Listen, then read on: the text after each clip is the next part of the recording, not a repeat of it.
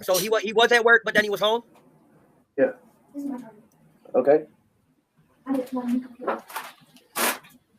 Okay. What's I got to do with you? No, he don't think she got kidnapped, and wandering off property, I think they would have found her. But outside of that, homeboy, yeah. So you said he was at work, but he was also home at the time dude got kicked off property that day? Yeah, he was at the house. But that was like before they would drop me off. So that's like later in the day. So that was after you got dropped off? No, that's why I was getting dropped off. Oh, all right. So he was home about that time. Well, f me.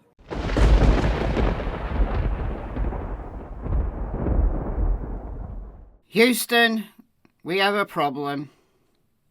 Good morning, everyone. My name is Michelle. I hope you're doing well. Welcome to another video. It is Wednesday morning, the 10th of January.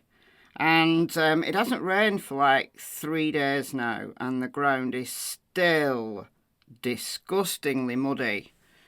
Nothing's drying up at all. Anyway, what you saw in the introduction was an interview with Hunter.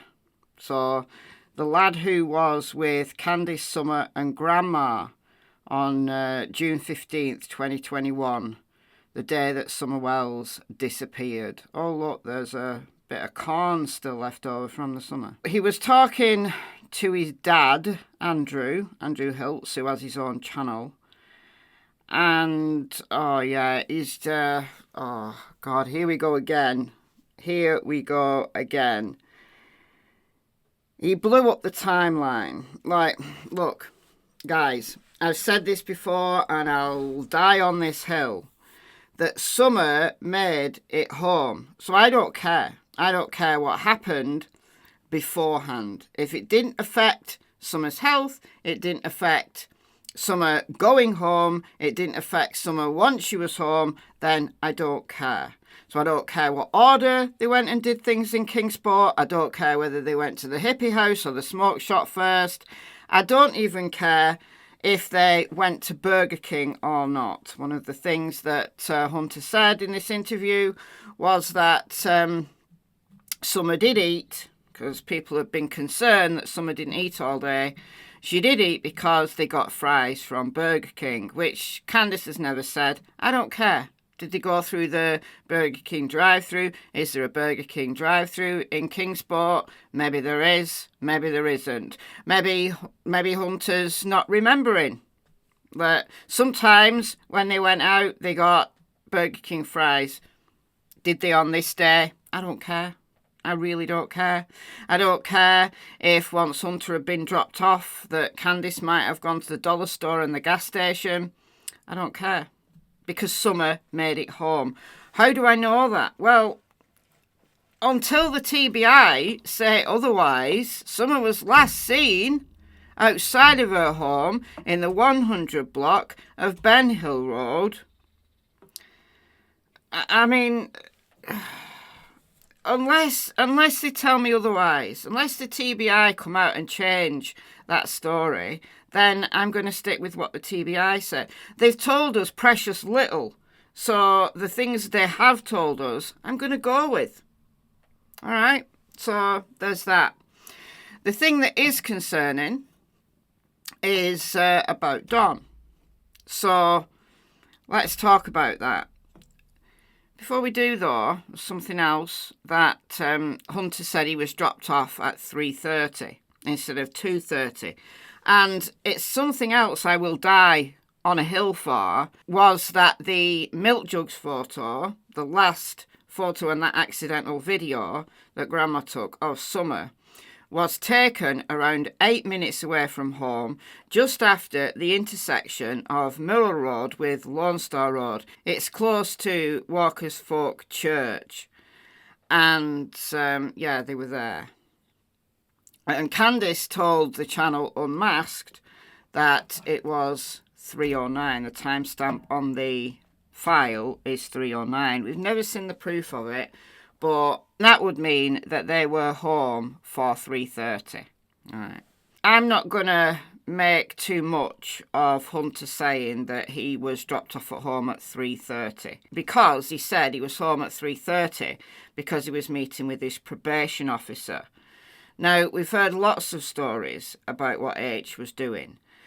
Ali and then Hunter's grandma Sherry told it was Molly and JLR and Bullhorn Betty when they went there that Hunter had a doctor's appointment. I don't know. Probation officer, doctor's appointment, whatever it was, at 3:30. Doesn't mean to say that Hunter was dropped off at 3:30, as he said. I think he's just got 3:30 in his head. So I think he was dropped off before that. Was it later than 2:30? Maybe. It would make more sense if it was later than 2:30, because it's only about 25 minutes from Hunter's home to Ben Hill Road. So they set off from Hunter's at 2:30 and they didn't make any other stops.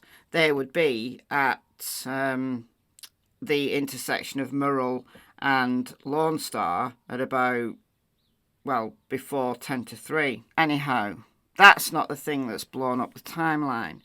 The thing that he said and kept saying was that Don was home.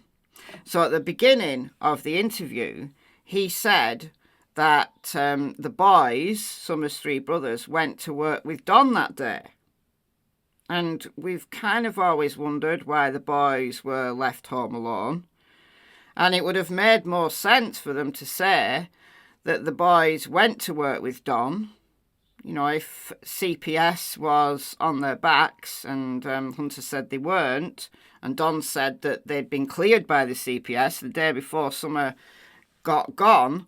So we don't really know. We don't really know anything, do we? But we just go with what's being said. I've always thought that it would have made more sense for them to say that the boys were at work with Don, even if they weren't. I suppose, though, if they'd said that and they weren't, then they would have been contradicted by people at Don's work.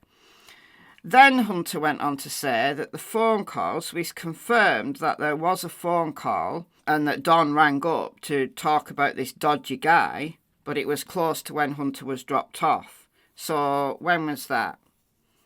1:30, 2:30. When was that phone call? And Don was home. So did Don stay home? I mean, is Hunter misremembering? Is Hunter lying that Don rang up and talked about a man? Did Don ring up and Candice said he was talking about a man? Did Hunter actually hear the conversation, like was Don on speaker, or Don talking so loudly that Hunter could hear? None of that we know. So, you know, Hunter is highly distractible. He's got ADHD. I feel his pain because I'm highly distractible. And Andrew's also highly distractible. So they were a bit kind of all over the place. And the majority of the conversation was to leave Hunter's sister alone. So whoever's harassing her, leave her alone. So leave her alone. They want you to leave her alone, whoever you are. I don't know who you are. So I don't know. I don't know how much to make of it. I don't know whether I'm going to make anything of it. Was Don at home? Is this going to spark another round of Don being mad on the internet? Is it going to spark another round of denials? You know, it just keeps going on and on and on. And we've got to remember, this is 2.5 years later. And if Hunter is misremembering some stuff, well, it's 2.5 years ago. And Hunter hasn't lived and breathed the Summer Wells case for 2.5 years like some of y'all have. Like a lot of people have. So it's easy to misremember stuff. So I'm not really taking much stock in what Hunter said, but it is interesting that if Don really did ring up and say that there was someone on the property, you know, touching the kids or whatever, well, Don must have been home. He must have been home. I'd like that clarified, please. And I know that they'll just deny it. But that's the thing that concerns me. If Don was at home for at least part of the day, why did they say he was at work all day? That's a problem. So let me know what you think, and I'll see you in the next video. Bye, guys.